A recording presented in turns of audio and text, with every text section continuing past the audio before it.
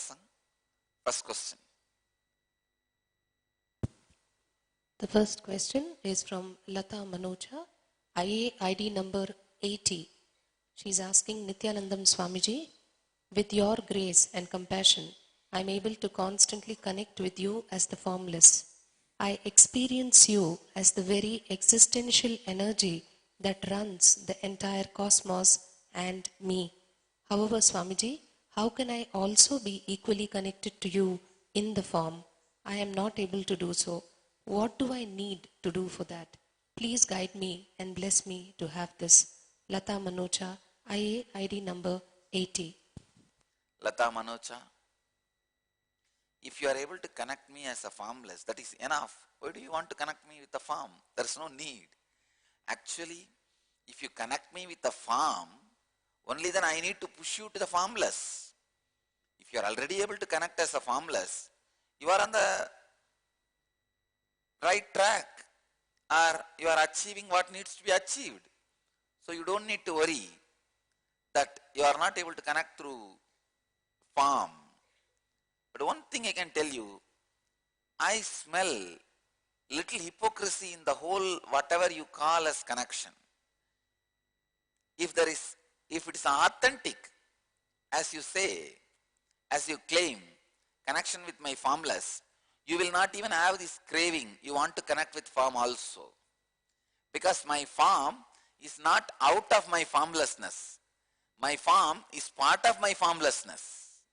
If you are connecting with the formlessness, as you claim, you will not even have the feeling you are not connecting with my form.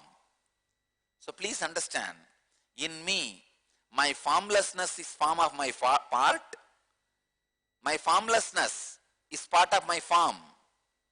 My form is part of my formlessness. So if you connected to any one, you will not feel you are not connected to the other one. My form is part of my formlessness. My formlessness is part of my form. So if you connect even with one, you will automatically connect with the other also. There won't be any problem, any disturbance. The moment you say you are connected to one and you are not able to connect to the other one, I think there is something fishy, some hypocrisy. Look into that and correct that hypocrisy. That's all you need to know. You need to only correct those hypocrisy, nothing else.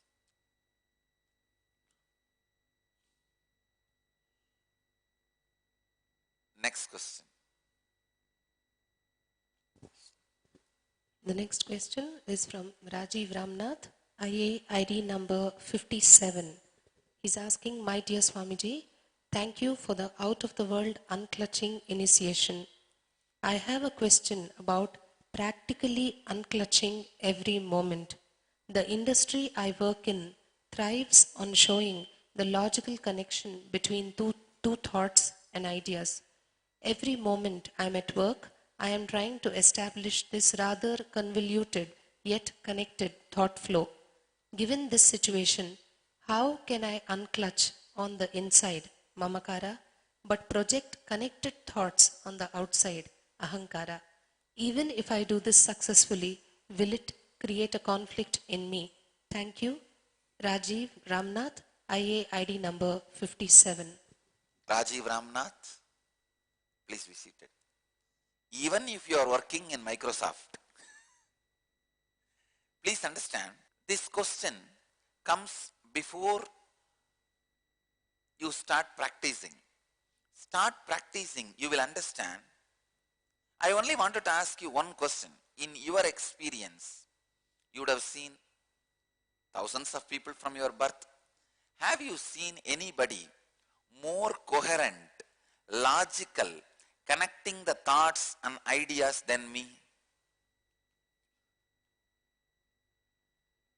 I tell you, I am resting in the ultimate unclutching. So I am the living example that somebody can be resting in the ultimate unclutching, constantly connect thoughts, ideas, logically, coherently, without any convolution, go on presenting it to the world, but go on living in a complete unclutched space. Understand, see me and be inspired and be encouraged, be assured it is possible. Logically, I cannot give you answer for this question. Only experientially I can give you inspiration for this question.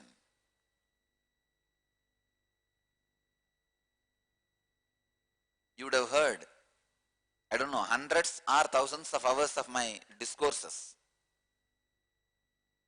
I may go different parts, areas, zones during the discourse. But you will see exactly, I'll bring it back and connect the whole thing. Very logically. Sometime you will feel, I will start with one idea, suddenly I would have gone somewhere else. Only when I bring back, you will think, oh God, he left from here, na? You would not have remembered from where I left. But I remember and bring you back and connect to it. This is because complete restful awareness and unclutching. Rajiv Ramnath, if you do this unclutching as a continuous practice, not only you will be successful, you will not have any conflict. Don't bother at all. Don't worry at all. Only when you don't unclutch, there will be so much of conflict. See, conflict is nothing but too many thoughts trying to get connected to one source at the same time. Unclutching is nothing but connecting too many thoughts to the same source one by one.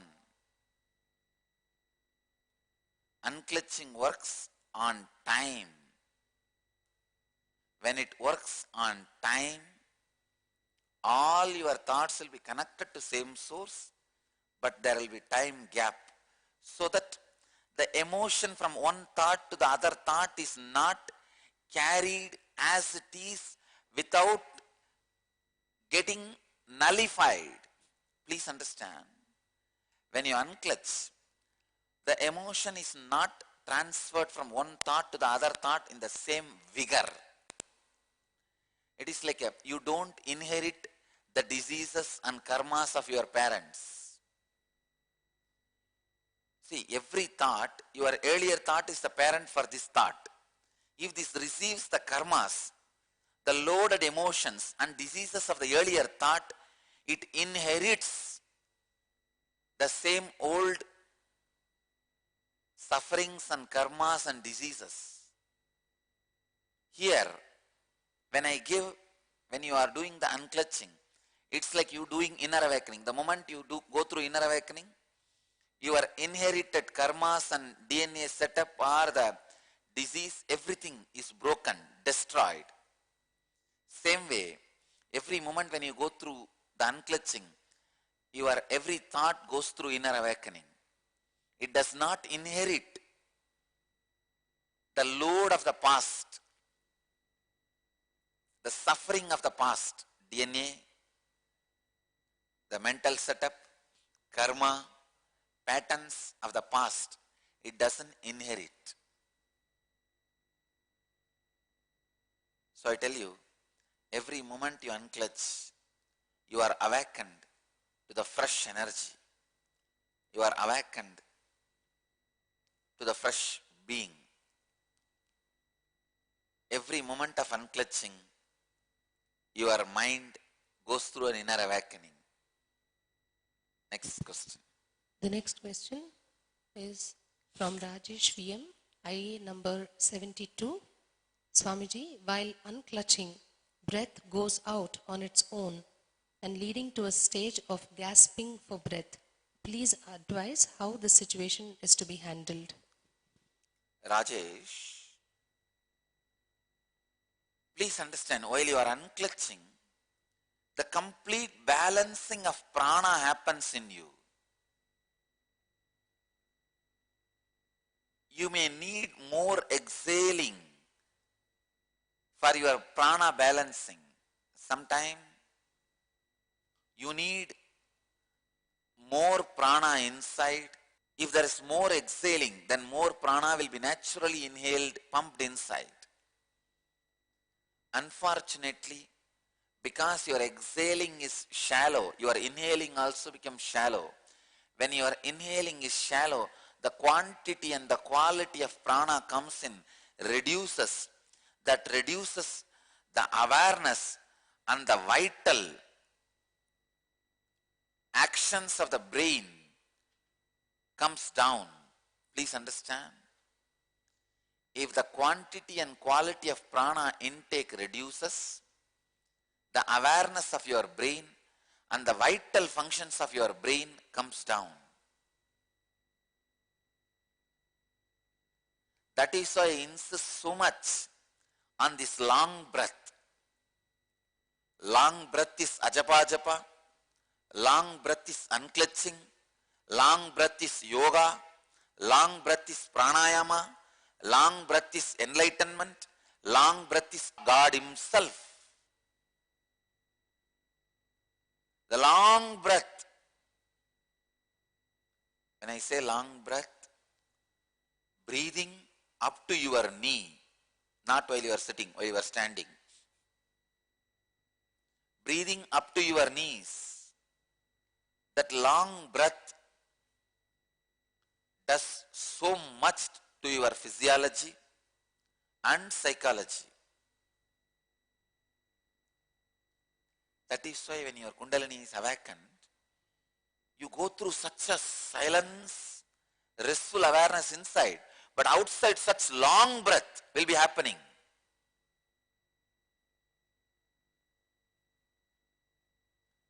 When you are unclutching, if the breath goes out on its own and leading to a stage of gasping for breath, don't worry, it is perfect. Your prana and samana is getting balanced. Samana or prana getting balanced never happens without pranayama other than unclutching. Unclutching is the only key which can balance samana, prana, everything. It can create the physiology and psychology for you to achieve enlightenment and make sure you reach enlightenment.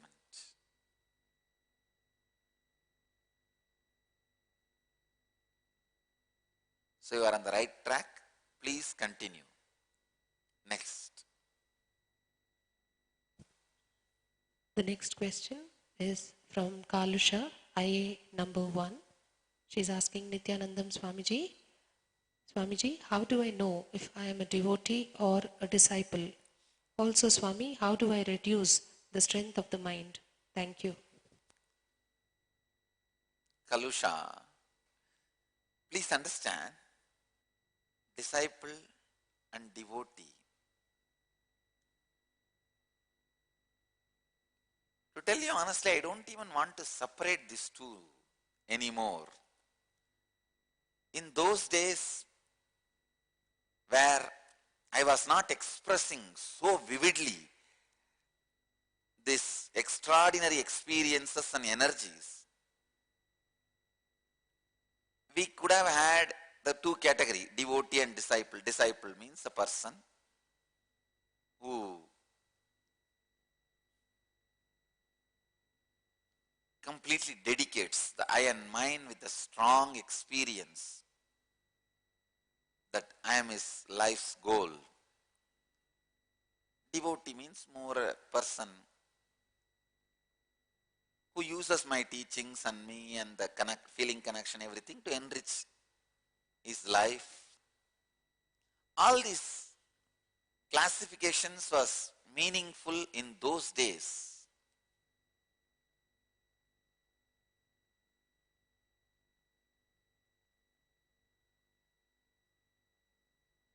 Now, especially after I started making people experience the Kundalini awakening and the levitation and materialization, all the extraordinary experiences and powers have become so visible. I think the line between devotee and disciple is disappearing. I can see very clearly, even people who are living in their houses, in their places, have started building a strong feeling connection and started raising themselves to the level much more than a disciple. So now that border, people who are inside the ashram as a disciple, outside the campus as a devotee, all this has disappeared. The devotee, disciple and all, it is just your ability to feel connect and experience these truths and radiate it in your life. That's it. Nothing else. It is no way related to. That is the reason I think even these two words should be abandoned. It should not be used anymore. This disciple, devotee, difference and all that. Anybody can be a disciple wherever they are. Anybody can be a devotee wherever they are. I also discovered one more thing. For some years you can be disciple and go back to the state of devotee. You can fall. It is getting out of the impractical pseudo-mental setup. As I said, in course of time you allow the laziness and boredom to settle down in you, which becomes the RCC of depression, after which you will never be able to break it. You go on, cry, hit your head on it, but it is not going to break. Take care, it doesn't form at all.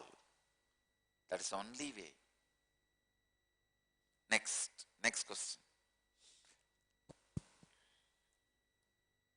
The next question is from Ramya, IA number 58. She's asking, Dear Swamiji, Namaste. You have said that we have to love a person for what he is, not for what he means to us. So how do we achieve such love and detachment at the same time? Please explain. Nityanandam, Ramya, IA number 58. Ramya, you are asking, Dear Swamiji, Namaste, you said that we have to love a person for what he is. No, you heard it. I have not said it. Understand? You are asking the question. Let me read the question. You said that we have to love a person for what he is, not for what he means to us. No. I only made a statement, you love a person for what he means to you. But I never made the second statement, you should love a person what he is. No. Understand, your love is hypocrisy. I stop there. I am not saying you should love a person for what he is. No. I never made that statement. You come to your own conclusion based on my first statement.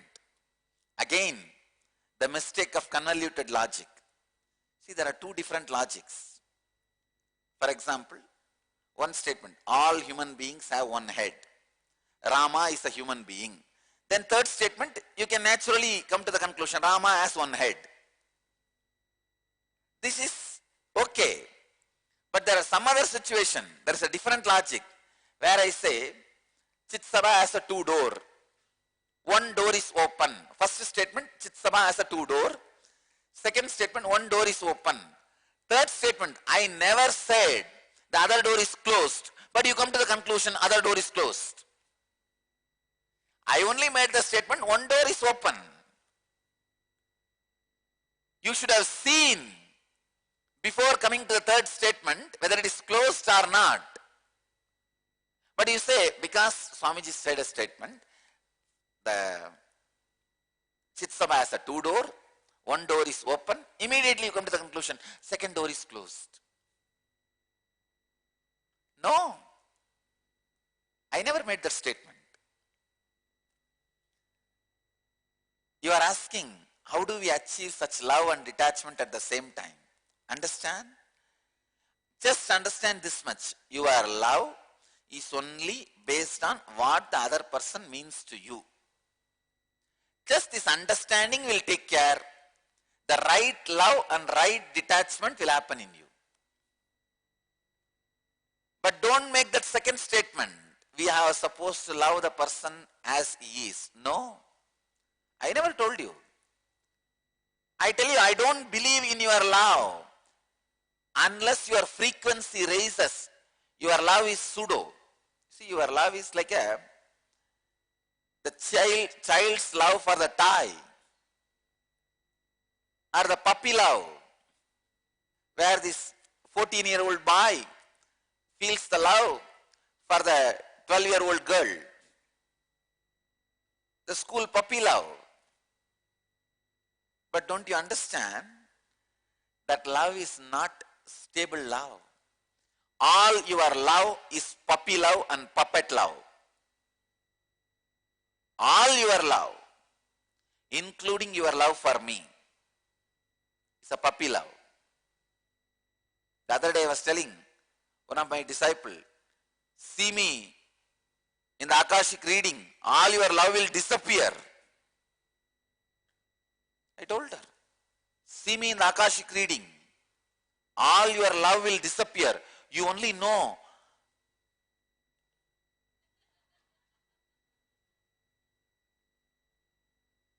he is an ocean living inside this body. He can be revered, can't be loved. He can be respected. He can be worshipped. Not anything more. So even your love is puppy love. Understand? Even your love for me is puppy love. Then what about your love for others? I don't believe in your love at all. I believe in making you more and more matured. It's not like, see, a 14-year-old child is telling the 12-year-old girl that I love you, I wanted to marry you. Will you go and help that child to get married? The real help for the child is make him matured. Then even after that, if he wants, that is up to him. Then he will take the responsibility for it. I am not here to teach law.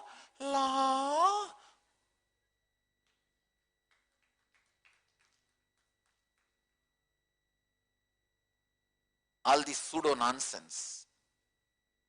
No. I neither believe in love nor believe in your love. I only wanted you to understand the hypocrisy of your love.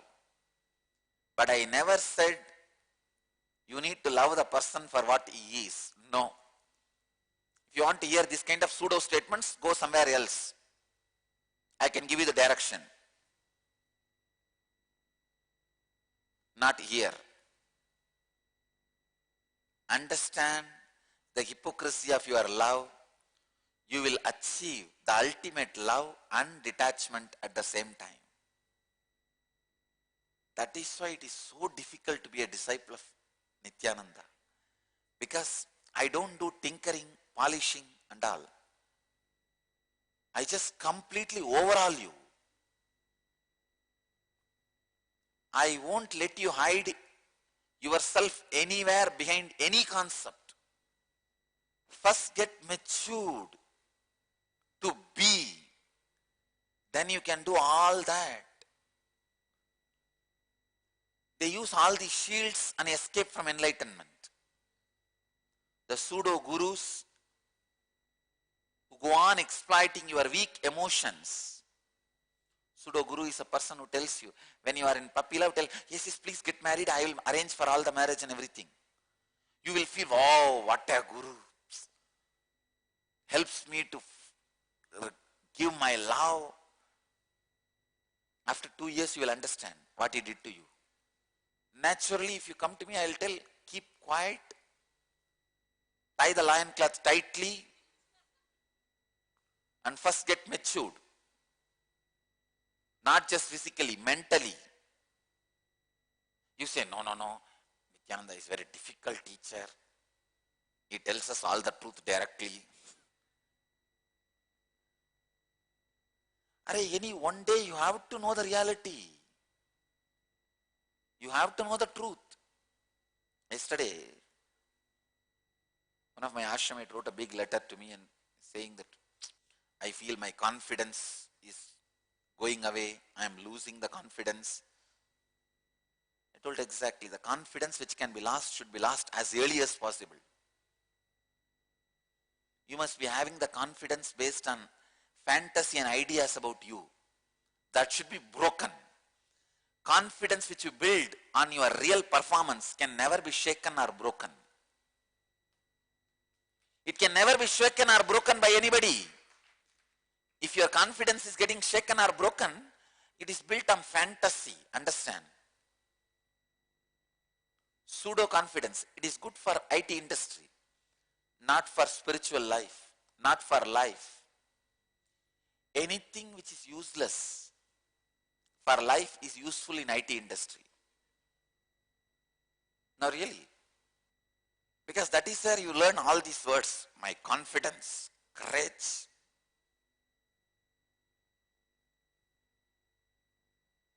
All these pseudo words you learn.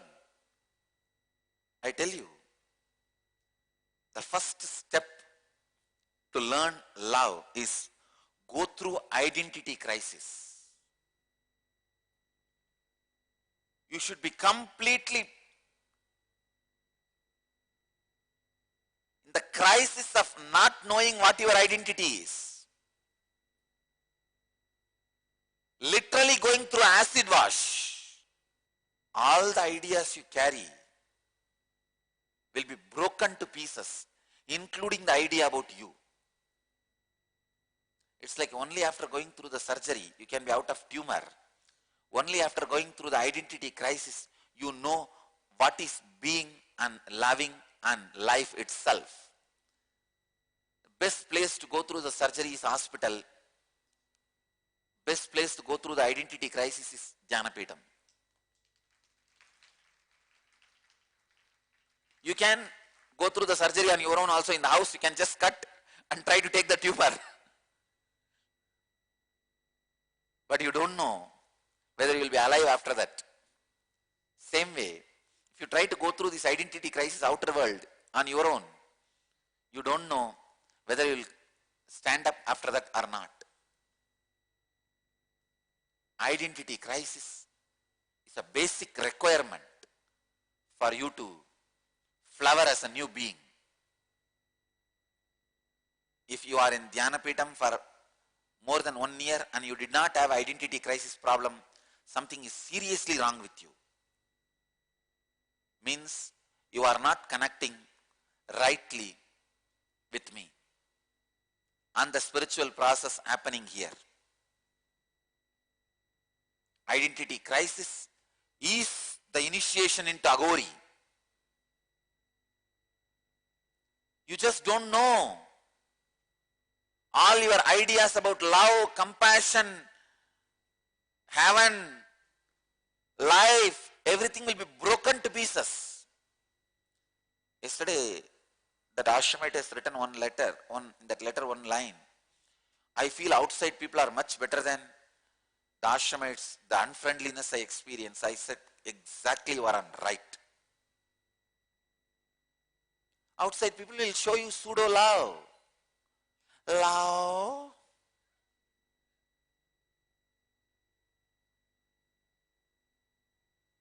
But here my ashramites are just reflecting you to you. You are standing just with bones as a skeleton, but you expect the other person should have a lot of flesh and be a cushion for you. No. If you are a skeleton, these guys are going to be a skeleton for you.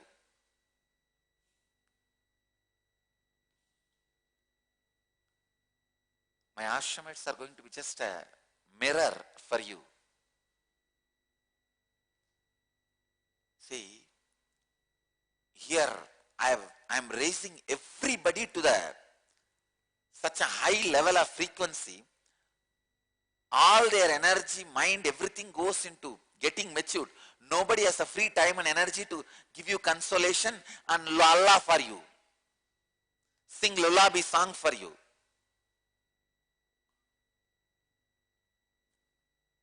Only if you have extra time and energy and attention, which you have spare, you can go around and give, Lola, how are you? Doing well?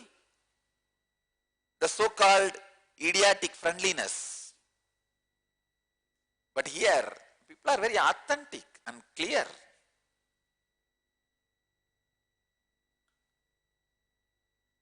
You can't tolerate that because you lived in pseudo-love society. Society is pseudo-love. That is why I always tell people. Ramakrishna tells, if a worm from the filth is put in the rice pot, it will die. This place is a pot of rice. Society is from filth, dung.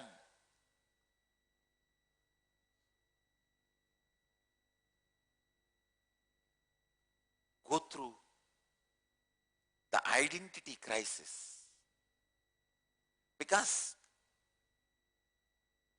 you are building the new identity. I tell you, anything you brought inside with you is useless. Whether your so-called efficiency, intelligence, knowledge, ideas, personality, you yourself is not useful here anymore. Daksha's bed, cot, pearls, jewels, AC machine, blanket, all this will not be useful in Kailash. Daksha gives all the gifts to Shiva, saying, "This all my daughter will need in Kailash." Shiva laughs and says, "No, she doesn't need anything." It means what? I am not going to take any of this.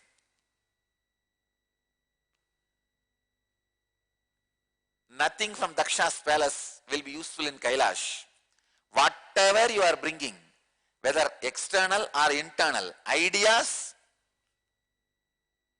or concepts, everything is from Daksha's palace. This is Kailash, don't bring it in. I can't let that in. Go through the identity crisis.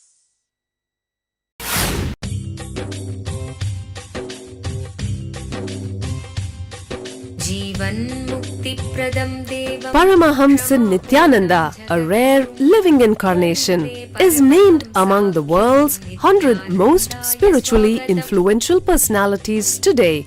Paramahamsa Nityananda has been placed alongside Dalai Lama, Nelson Mandela, Oprah Winfrey, Paulo Coelho and others by Mind, Body, Spirit, the world's top esoteric magazine from Watkins, London's oldest and largest bookstore.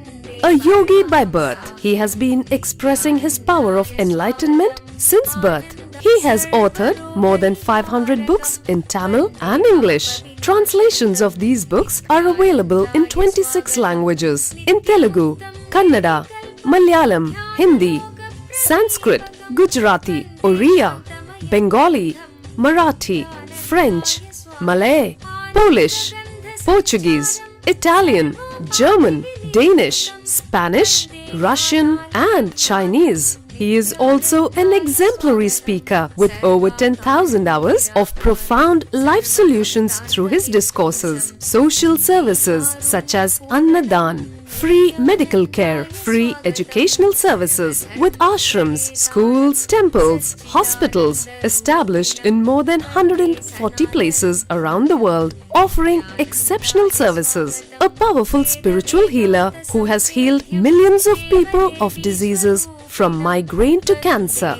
A Kriya Yogi who has formulated Kriyas for physical health and mental well-being, benefiting thousands. A living master who offers practical solutions for our everyday problems. He is the founder and spiritual head of Nityananda Dhanapeetham, a spiritual powerhouse who has revived the sacred Vedic tradition by establishing Vedic temples in places like Los Angeles, San Jose, Seattle, Toronto, Ohio, Oklahoma, Phoenix, St. Louis, Malaysia, Brazil, Paris, Guadeloupe, Dallas, New York, New Jersey, Atlanta, Calgary, Vancouver, Singapore, and places in India like Bengaluru, Hyderabad, Tiruvannamalai. A spiritual guru for 10 million followers, an incarnation who transmits the highest spiritual energy through initiation, a contemporary yogi who has revived the Vedic science of yoga worldwide through thousands of yoga centers, an adept in Ashtamahasiddhis, mystical yogic powers, who has effortlessly awakened the Kundalini of thousands and graced them with spiritual powers, a dynamic young guru who is an inspiration for thousands of youngsters, India's most watched spiritual guru online, a beacon of spiritual light who has triumphed over the forces of religious terrorism and political persecution. Paramahamsa Nityananda is an eternal Kalpataru, blessing the world with the boons of material abundance and spiritual enlightenment. Anandanubhavaswadam sarvaroganivarakam Vande Papa Vinashaktam Nityanandaya Swagatam Nityamuktam Nirvikalpam Dhyanaloka Pradipakam Vande Shantamayam Bandham Nityanandaya Swagatam Anandagandha Sancharam Sarvopadhi Vinirmuktam Vande Jnanalayam Natham Nityanandaya Swagatam.